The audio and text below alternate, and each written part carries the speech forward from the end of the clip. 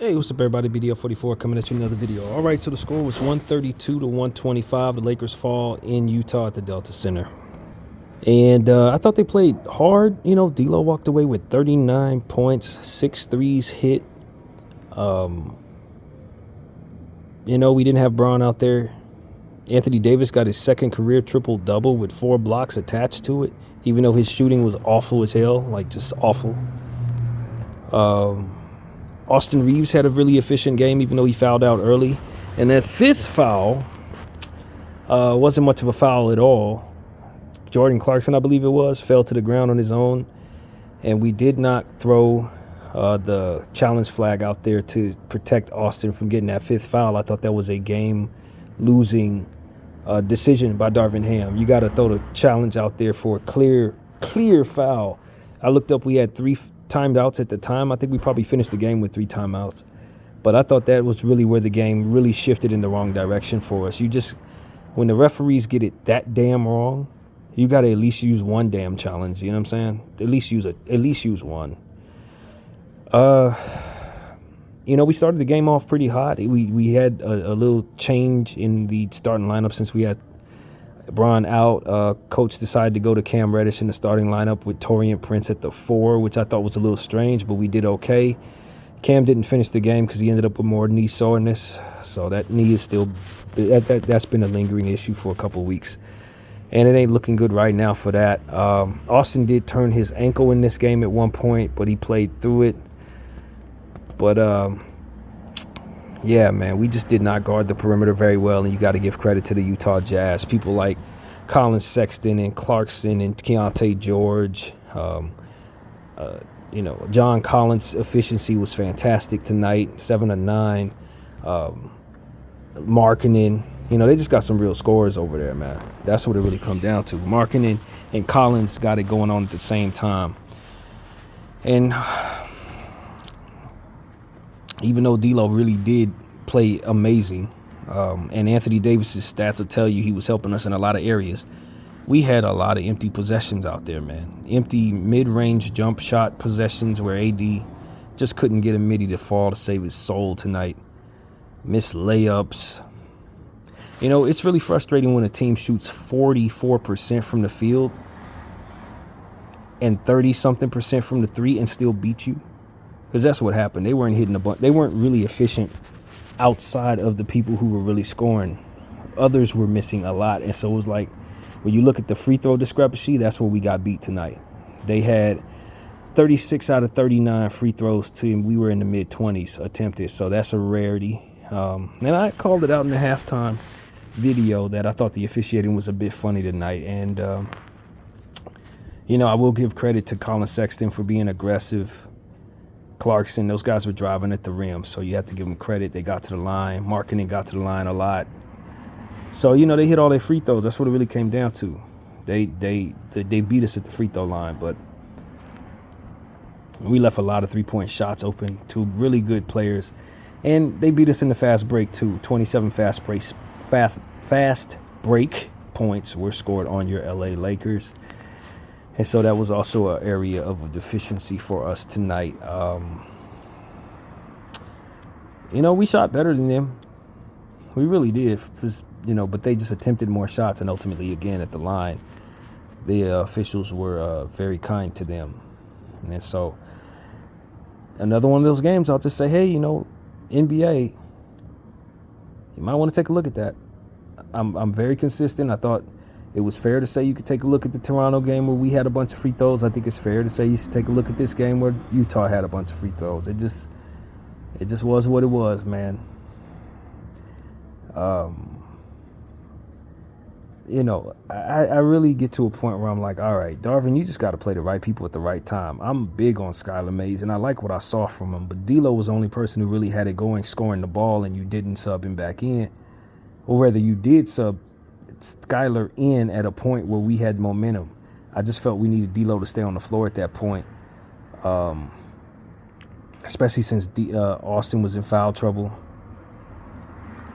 or had been fouled out at that time. I don't remember quite where this was at, but we subbed Skylar in at a random moment in the fourth quarter when we really needed D'Lo on the floor since he had it going. And Fourth quarter rotation mistakes really can be the difference when you're going up against such a potent offense and such an aggressive driving team that's getting to the line every couple seconds.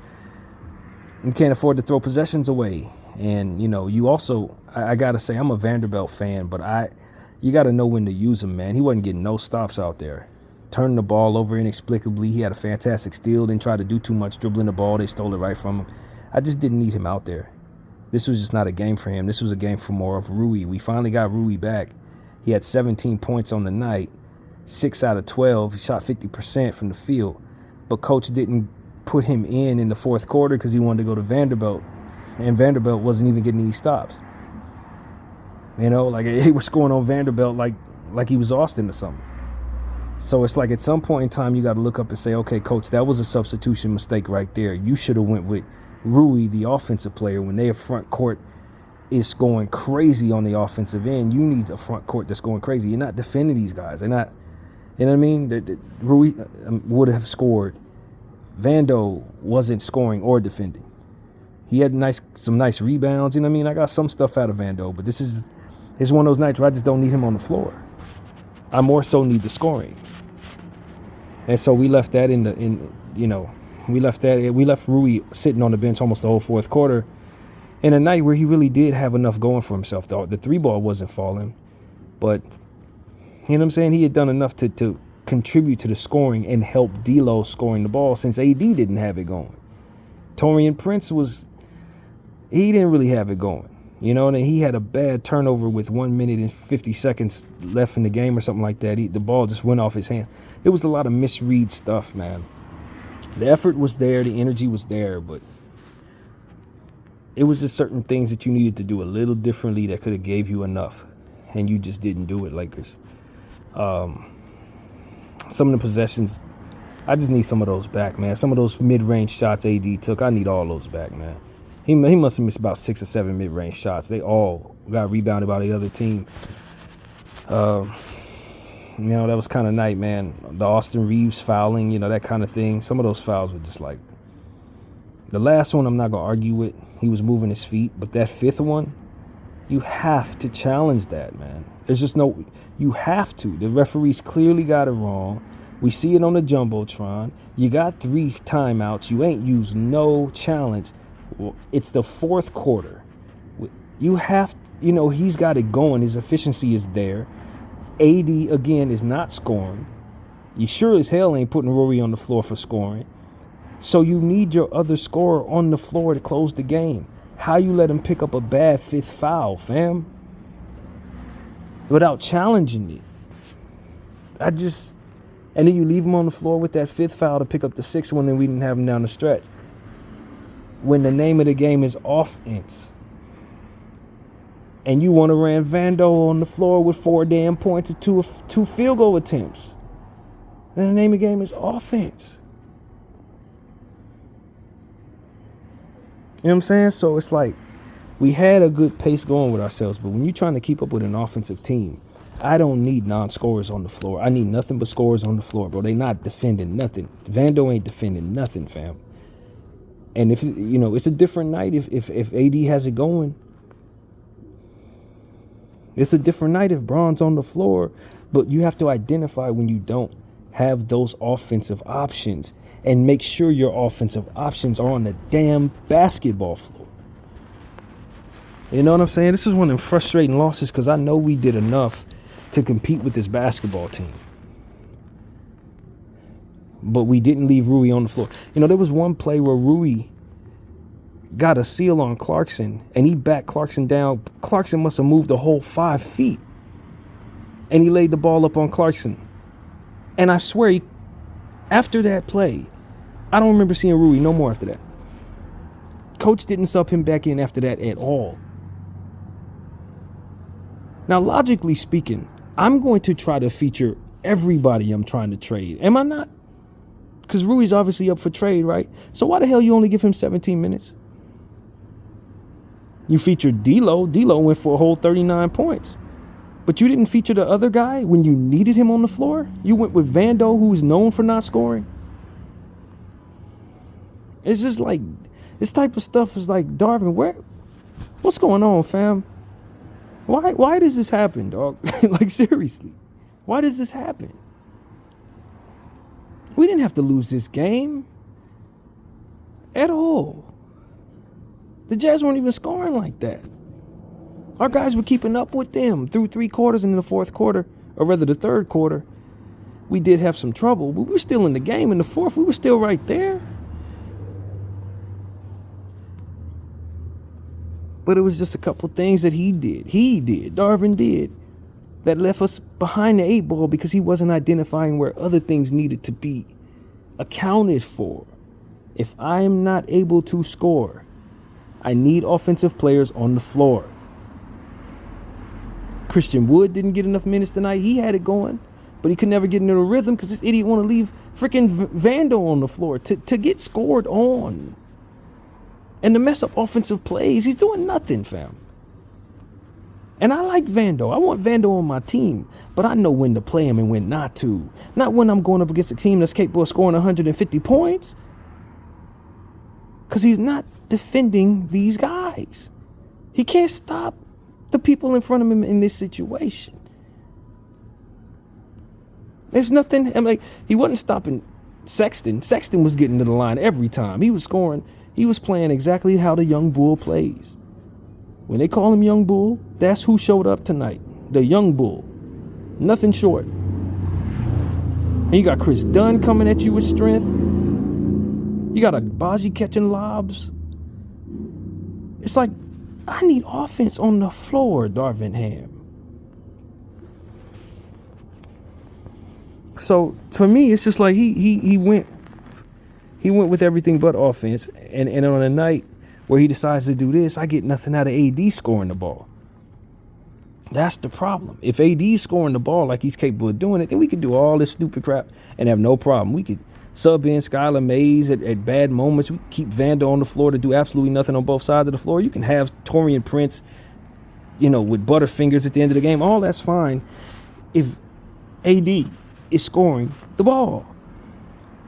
But if I identify Anthony Davis is going 5 for damn 20, I need scorers on the floor. I need my Rui. I need my Christian Wood. I need Austin Reeves. And, of course, D'Lo had it going. And if D'Lo didn't have it going, you lost by 30. It's that kind of thing.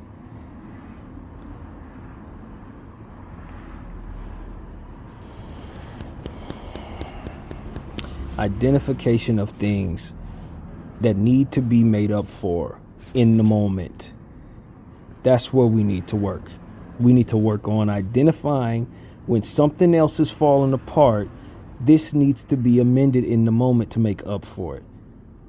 That is where Darvin is really, really bad. Just bad, man. And while the starting lineup decision was a little questionable, I thought it worked out because the team scored. They really scored. That lineup, even with Cam Reddish on the floor, they were scoring, man. I would have preferred to go with Christian Wood in that situation, but hey, it worked out. I wasn't angry with the result. But once you start getting into rotation situations in the third quarter, teams are minus 13 in the third quarter type stuff, you know what I'm saying? We had a lead going into halftime, walk out of that third with like a 8-point deficit or something like that. I don't quite remember, but those were the rotations. Those were the moments where it's like, all right, fam, who you got on the floor? And the fact that he didn't get back to Rui, the fact that he didn't get back to Wood as much, it was just really the part that hurt the team, man. You just got to know who to play. Maybe another game will be Vandy's game. Maybe we need Vandy on the floor for trying to guard Jason Tatum or something like that. Maybe. But in a situation like this where all 5 of their players are scoring the ball, everybody on the other team is looking to jack up shots, hitting threes in transition and stuff like that, you need people who are looking to get their shot and shots for others on the floor at all times. And while I like what I saw from Skylar Mays, you got to know when to put in the new guy. You can't just – it's the same thing I said about that substitution of JHS back at the Rockets game way back earlier in the season. Just randomly put him in the game in a situation that didn't even call for him to be out there. Threw him out there doing stuff that he don't even do. Just like mindless, non-reading of the floor. Just, this is what I want to do. Let me do this. What the hell did that have to do with the basketball game? That's kind of how I felt about the Skylar Mace check-in. Like, what the hell did that have to do with what was going on the floor? I'm not mad at him being in rotation. It's just when. And what is going on when you do it? Do you have him coming in for a purpose that affects what's coming at you, or you just putting him out there because it says on your page that you want to give him some minutes, so now's the time? Like, these are the type of things that determine whether or not I think a coach is any good, man. Is he doing things with a purpose that affects positivity on the basketball floor in front of him? Or is he just reading something off a screen that he typed up last night before, going to sleep? And sticking to that script because that's just what time it is. At the 40-minute mark, I'm putting in Skylar Mays. Like, why do I need him in the floor, though? Does that account for anything? Like, am I pulling somebody off the floor that can genuinely help me right now? Am I going to replace that player with somebody who's going to, do some things that are going to affect the floor in a positive way? Who has foul trouble? Who's he guarding? I just thought it was poor use of his roster tonight, man. Rui Hachimura played well enough to be on the floor in the fourth quarter. I thought Christian Wood played well enough to be on the floor sooner in the fourth quarter. D'Lo should have never been pulled out of this game for any damn reason, especially with everybody else not being able to score as much as they were. And that's pretty much the end of it. I don't feel like my team let me down as it pertains to coming in here with a certain level of fight. As I said, I had bulletin board material I left you guys last night. I didn't feel like my team let me down in that way. I just thought at the end of the day, we did go up against a very aggressive basketball team that drew fouls. However they got them. They drew them and they hit their free throws. I thought our three-point defense was as poor as it always is, and we gave them a lot of three-point shots that we probably would love to take back. I thought we were creating plays for Anthony on a night where he had it cold that I didn't need him shooting those at all. Those could have been going somewhere else.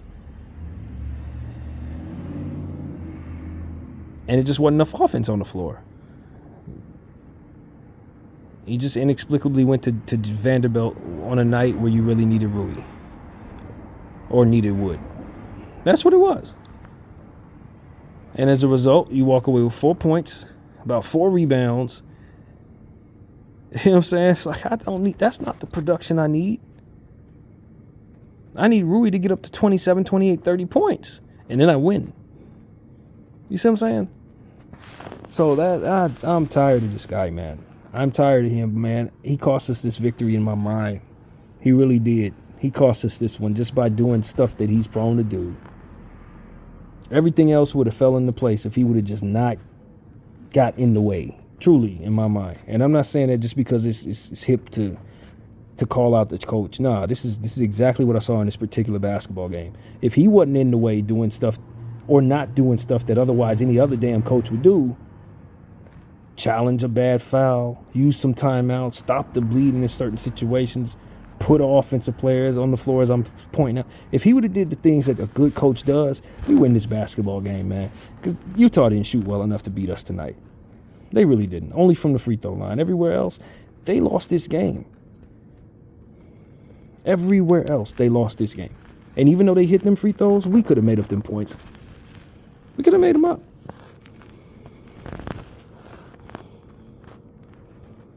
And am I going to get mad at Anthony Davis for having a bad shooting night? No.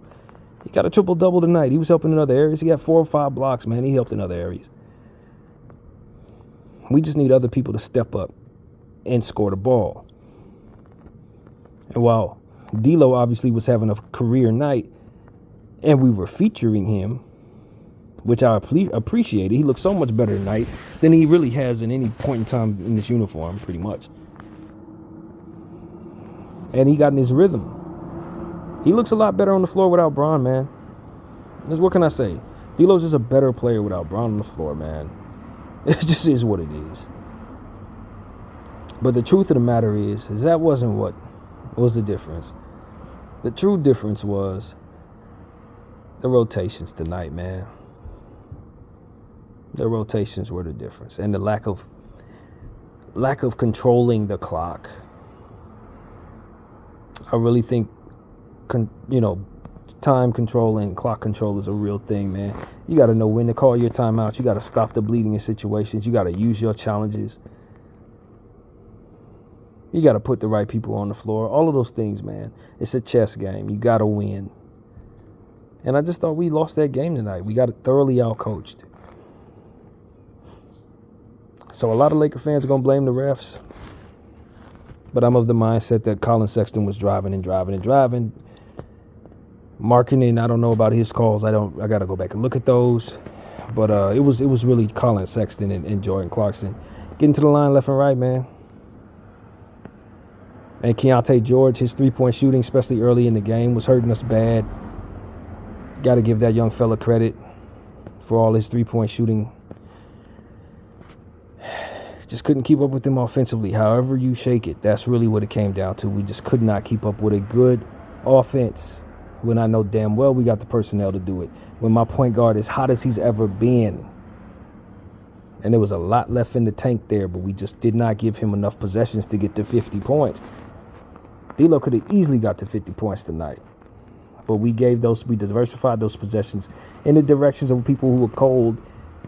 And that's the reality of it. Didn't spam them enough. So, I guess I got to get a game ball to somebody on the other team, even though obviously D'Lo is somebody who definitely stepped outside of his body tonight. But I never get a game ball to a loser, man. I'll never do that. So the game ball for me is probably going to go to Colin Sexton just because he left his imprint on this basketball game in such a way that was undeniable. Markkanen also deserves it. I think you could say something for, like I said, Keontae played extremely well. It's one of those situations where I just really would love to see this game played again with a different coach, control of our roster. I really would. On a night where D'Lo had it going like this. That was the difference for me, man. So, I don't know, man. I'm frustrated. John Collins also could have gotten the game ball as well. He was fantastic. He really was. Quiet, but dominant. Markkanen, those two were just, they're hell of a front court, man. Scoring the ball. I mean, you're not going to find a power forward and a center too often in this league that can score with them two. When they got it going, when they both got it going, they're two of the most potent scorers at those positions I could think of. Which is why I needed another potent scorer next to AD, especially when he didn't have it like that. Not a defender who didn't have it on the defensive end tonight. That's the part. And y'all know I'm a Vando fan. This ain't about Vando and me not liking him. I just know he has to be used especially in a special way until his offense starts coming around. You can't just keep him on the floor against no high offense team like this. You can't do it. What you looking for him to do? Get stops? This is stupid, fam. He's not going to get stops against John Collins and Markkanen like that. And Colin Sexton when the refs are in his pocket. It's not happening. All you need is 5 guys on the floor who can help AD score the ball when he doesn't have it going. That's all we needed tonight. And those players were sitting on our bench watching it go bad. That's it, man. So I'm irritated. I'm tired of losing games. I'm tired of situations like this where if you just tweak it a little different, just a little to the left, a little to the right, you get the win. I don't expect AD to shoot this poorly from the field for much longer. He has had 2 bad scoring games in a row. And even though there was a lot to be said about how he played the floor game, at the end of the day, we really needed scoring and we just couldn't get it out of him. So that was tough. But I'm very pleased with his improvement as a passer since becoming a Laker. His assist numbers are way up this year from where they've been. And I really like where he's headed in regards to being better going forward as as time progresses, he's going to continue to become even better and better passing out of double teams. I thought the Utah Jazz did a really good job of doubling him. They really, really threw a lot at him. All the more reason why his help needed to be a threat offensively, Darvin Ham. His counterpart in that front court had to be somebody who scored. For that reason alone, it was one of the reasons why they were able to double him so easily. It's because Vando doesn't pose any threat whatsoever in that way. And look, man, you got to get to a point where you understand. What the hell was Max Christie, yo? If I got a player, Max Christie, who's having a pretty good week, and he had some good minutes out there earlier in the game, why am I leaving Taurean Prince on the floor in the final minute to just, like, be limited when all this other stuff is going on?